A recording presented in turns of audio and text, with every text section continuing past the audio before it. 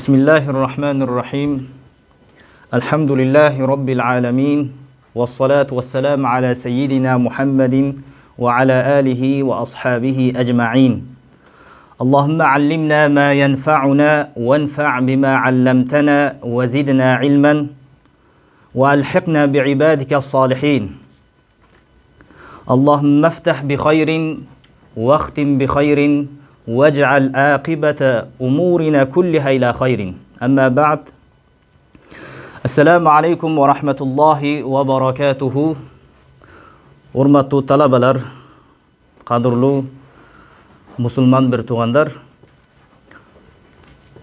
Аллахым разы болсун бардыңыздардан жана эки дүнүйөңүздө бактылуу инсандардан кылган болсун. Бүгүн алгачкы сабагыбыз. Аллах Таала ушул сабагыбызды берекелүү кылсын, пайдалуу кылсын, жана уланып туруучу сабактардан кылсын. Жана ушул окуп жаткан китептерибизге амал кылуучу инсандардан кылсын. Аллахым ушул жерде кызмат кылып жаткан жигиттерибизден да Аллах разы болсун. Жана ушул сайтыбызга ачылышына себепчи болгон инсандар бар, аларга дагы Аллах Тааладан бактылуулук тилейбиз. Жана эки дүнүйө бактылуулугун берсин.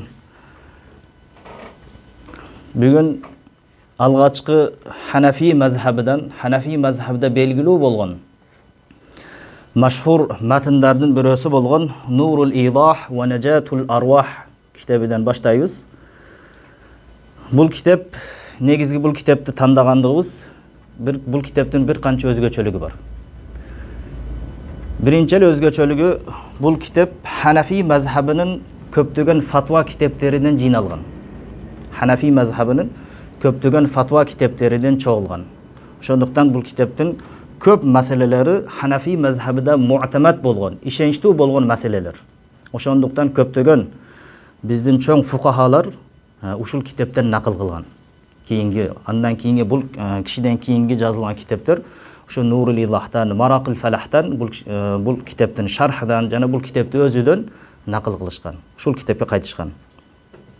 Бул китеп негизги матн китеп болуп эсептенет.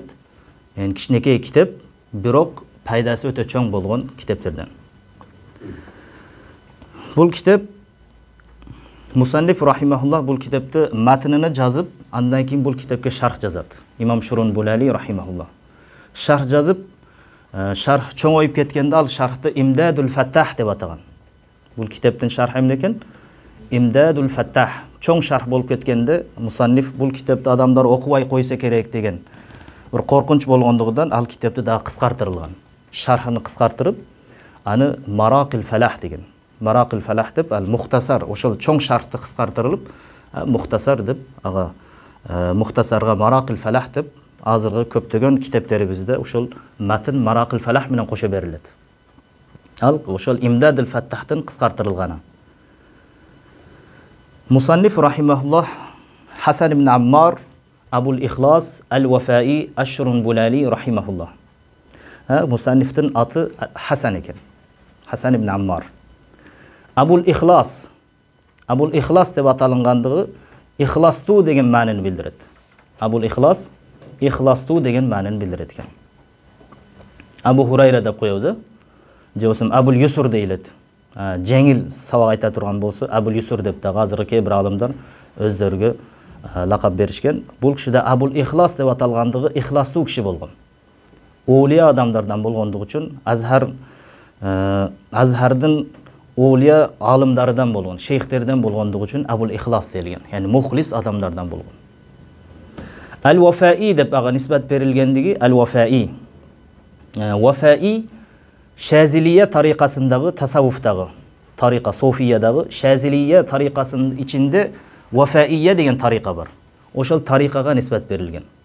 Бул киши ошо тасаввуфту бекем карманган оолия адамдардан болгон.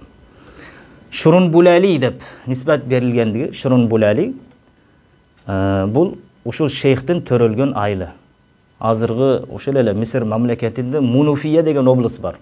Мунуфия деген облустун Шабра Булула деген айылы бар экен. Шабра Булула.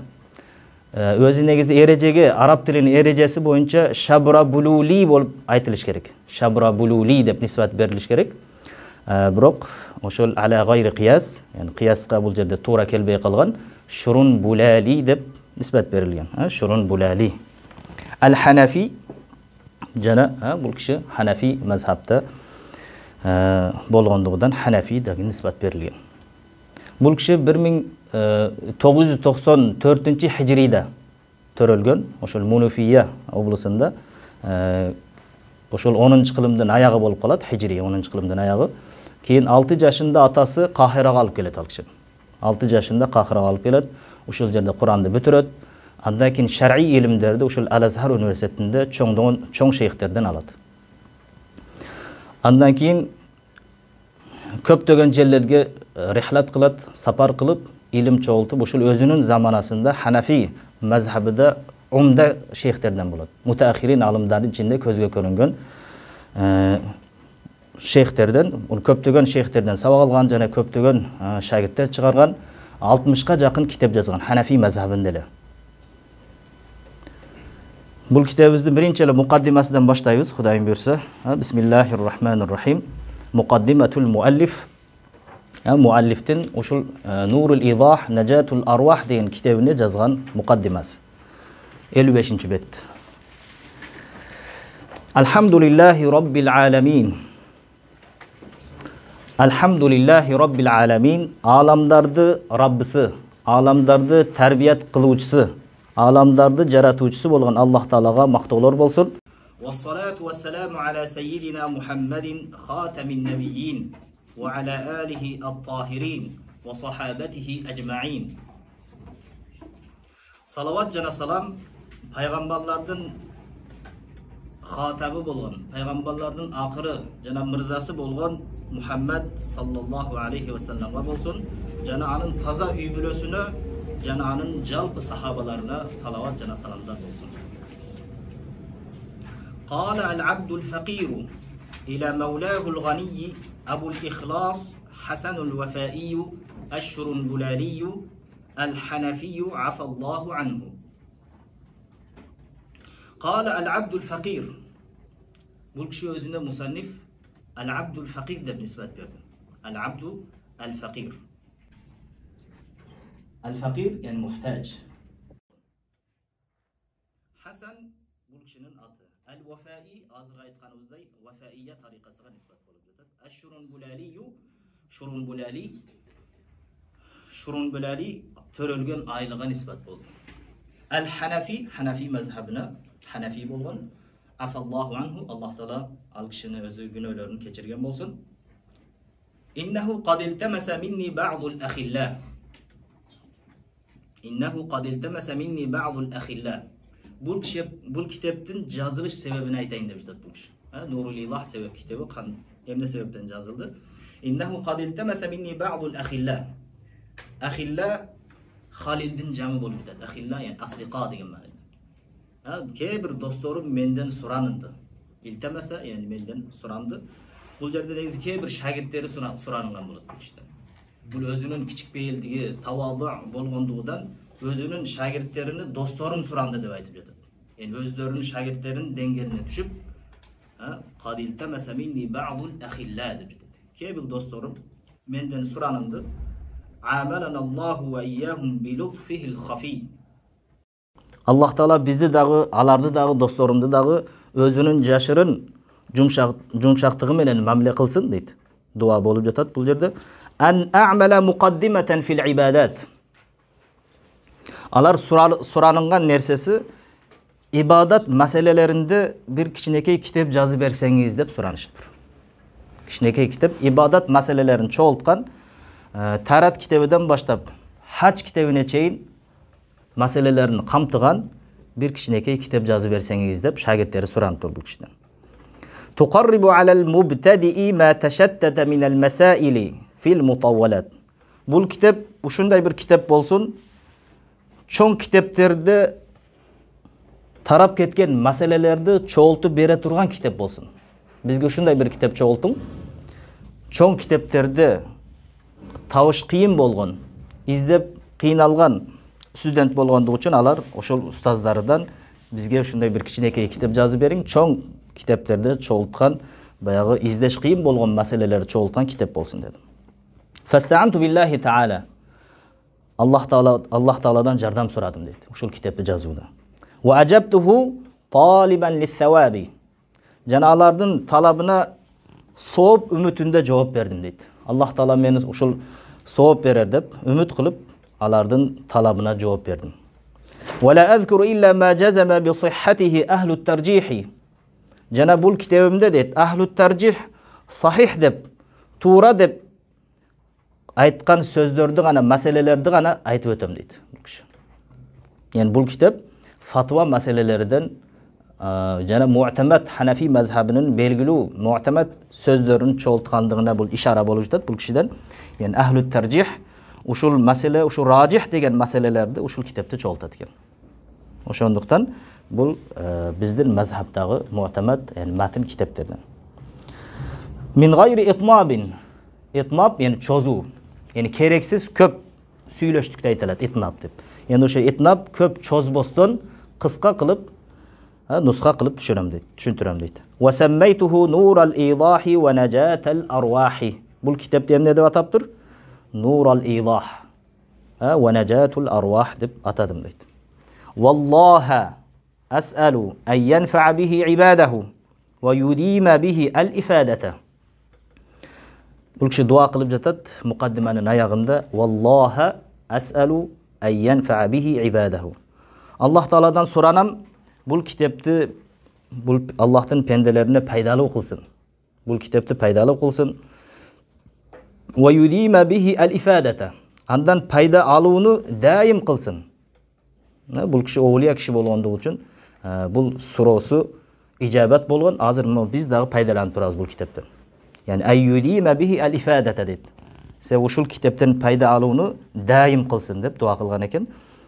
Ушул бул киши өтүп кеткенден бери канча жыл болсо бул китеп окулуп, ал кишиге сооп жетип турат. Бул кыямат күнүгө чейин муталаа кылып, мудараса кылып окула турган китеп болуп калды. Ошол дуасынын ижабат болгондугу.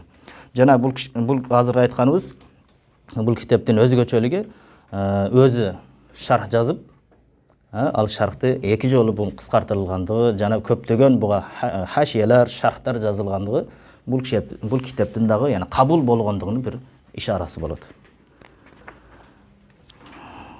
Китабут тахарат. Китабут тахара негизи таарат китеби намаздын шарттарынан.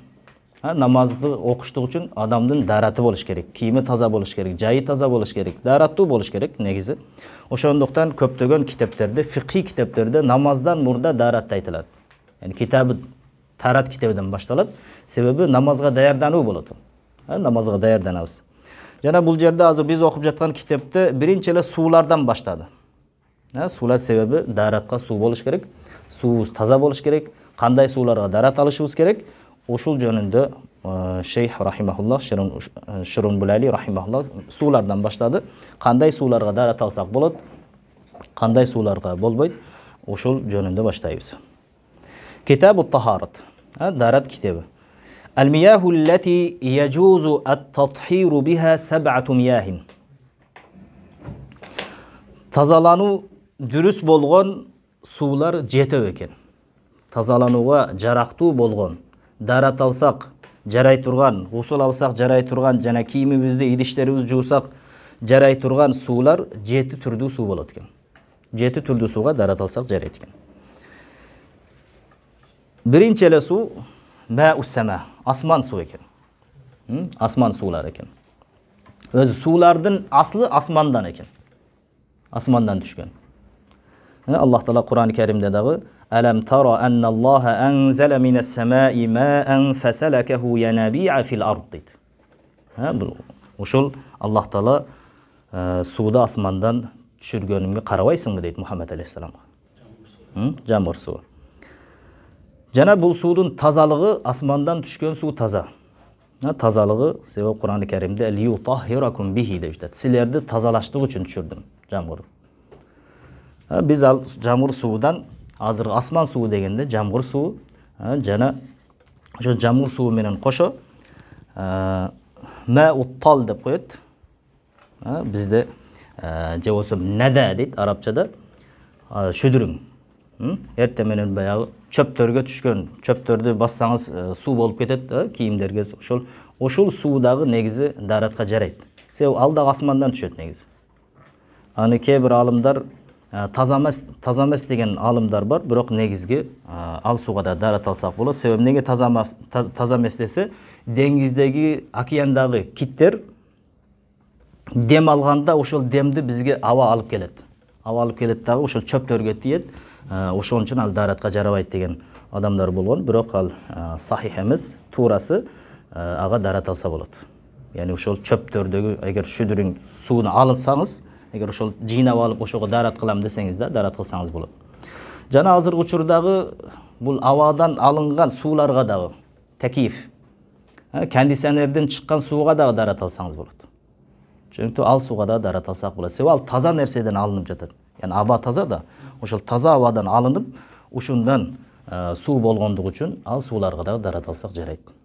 Негизи. Ал дагы негизи асмандан дегенге ишара болот. Ошол абадан суу кылып жатат, ошого дагы дарат алсак болот.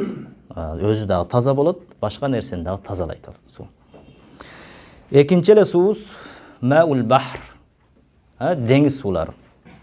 Же болсо океан суулары. Деңиз жана океан сууларга дагы дарат алсак болот. Ал туздуу болсо дагы даратка жарайт. Себеби пайгамбарыбыз саллаллаху алейхи ва саллям ва тахуру мауху деген. Анын суу таза деген. Тахур деген тазалоочу деген. Yani өзү таза, жана башканы дагы тазалайт деген. Yani ал нажас кылбайт, аны даратка дагы, усулга дагы иштесек болот экен деңиз сууларын. Үчүнчү суубуз маун нахр. Дария сууларына дарат алсак болот экен. Дария сууларына дарат алсак болот. Төртүнчүсү маул бери. Кудук суулары. Чөнөктүү кудук суулары жана азыркы кардан эриген сууларга да дарат алсак болот. Yani кудук сууларына себеби ал пайгамбарыбыз саллаллаху алейхи ва саллям доорунда көптөгөн сахабалар ошол кудуктарны суулардан алып дарат алышкан. Ага көптөгөн далилдер бар. Жана жамгырдан, азыр кардан жана мөндүрдөн барат деп мөндүрдө айтат. Ошол мөндүрдөн эритип, эгер суу ала турган болсо, карды алып келип эритип, onu сууну алып даратка иштетсек, андан дагы дарат алсак болот. Усул кылсак дагы, же кийимибизди жуусак дагы таза болуп эсептелет. Жана бул жерде азыр баягы жамгырдан эриген, же болсо мөндүрдөн эриген суу деп бул жакта айтылынды. Туздан дагы суу чыгат экен. Туз. Бирок ал жамгырдын кардын тескериси болот экен. Кар ысыкта эрийт экен. Сууукта муздайт экен. Бирок туз анын тескериси болот экен. Туз кышта эрийт экен. Yani кышта туздан суу чыгат экен. Ошол сууга дарат алып болбойт. Yani ошол туздун суу боло турган болсо, ошол сууга дарат албайт. Алар жайда алар катыйт экен дагы, муз. Бая туз жайда катыйт. Кышта болсо алар эрийт экен ал туздар. Ошондой туздун суулары боло турган болсо, ага дагы дарат алганга болбойт. Маул айн кийин. Маул айн, yani булактын сууларыга дагы дарат алсак болот. Же болбосо ошол булактын суудан чыгып аккан арыктардан дагы келген сууларга дарат алсак болот.